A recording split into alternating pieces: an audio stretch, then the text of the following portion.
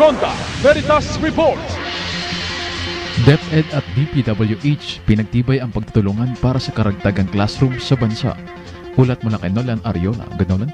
Maraming salamat mga kapanalig. Lumagda ang Department of Education o DepEd at Department of Public Works and Highways o DPWH na isang kasunduan upang pabilisin ang pagtatayo at pagsasaayos ng mga pasilidad ng paaralan sa buong bansa. Layunin nitong matugunan ang kakulangan na mahigit 144,000 na silid-aralan sa pamamagitan ng mas maayos na pagpaplano, konstruksyon at paggamit ng pondo.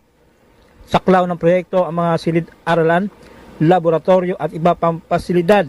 Kabilang din dito ang mga technical vocational laboratories, pasilidad para sa last mile schools at learning community spaces. Sa ilalim ng kasunduan ni na Secretary Sani Angara at Secretary Vince Dizon, DepEd ang magtatakda ng mga prioridad na proyekto habang DPWH ang mga siwa sa konstruksyon at implementasyon na may regular na ulat para sa transparency. Maganda dito, marami na kami mga agreements na pinirmahan with various civil society groups, kasama na ang Catholic Bishops Conference of the Philippines, led by Cardinal Ambo, na David, na kasama na sila sa pag-monitor ng lahat ng proyekto ng DPWH.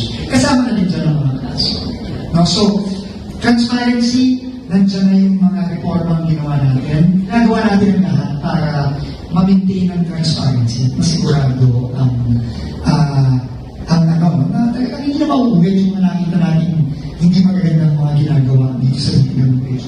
And I'd like to thank also Secretary sa DPWH kasi yung mga repairs namin nakita namin bumilis din. Kaya kumpiyansa din kami na bibilis din yung construction in the last 2 years of the Marcos administration. Kasi nga, nakikita namin pala yung repairs na dati na isang tumatagal. Ngayon, bumibilis na. Mga kapanalig, ang lagiang paalala ng Simbahang Katolika ay magamit ang pondo na mula sa kabanang bayan ng naayon at kapagpakinabang. Para sa Veritas 846, ang radyo ng Simbahan. Ako inyong kapanalig, Nolan Ariola, sumainyo ang katotohanan.